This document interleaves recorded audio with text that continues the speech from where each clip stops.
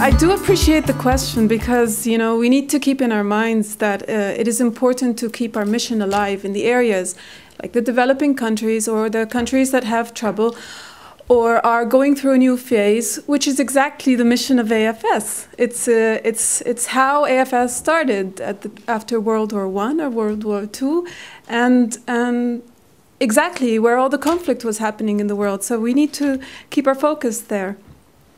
Unfortunately, which the part where I come from in the world is a part that is most feared.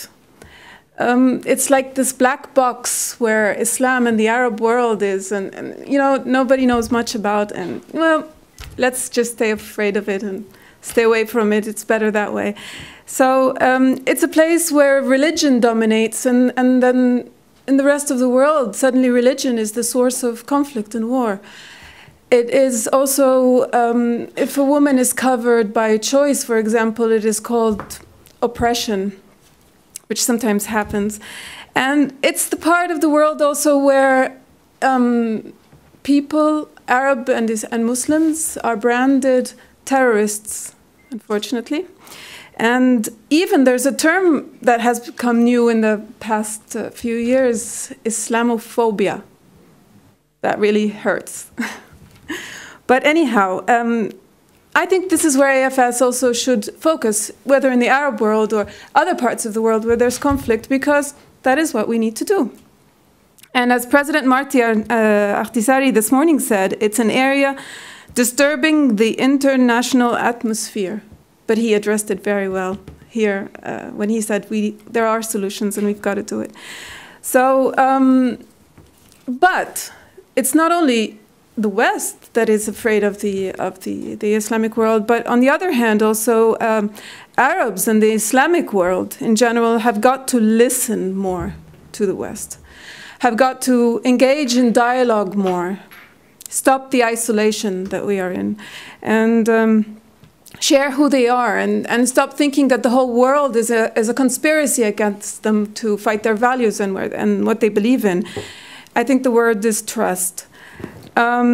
So responding to your question, I think that AFS is a wonderful vehicle to addressing this issue. There are initiatives. They're not enough. One initiative is the YES program, which is funded by the United States Department of State, addressing Muslim countries, bringing students from these countries with significant Muslim populations to the United States to learn more about the United States. And 3 years ago, now they're sending American students to all 49 countries with Muslim populations to learn about their countries as well. I don't think that these programs take away from the students anything. These students go back home more proud of their own countries, but with a wonderful balance of believing in the other culture what they were visiting. They do not understand hatred. They do not understand a word against their own the culture that has hosted them so generously. So you have a new generation of students, or a group of students, who understands what this is about.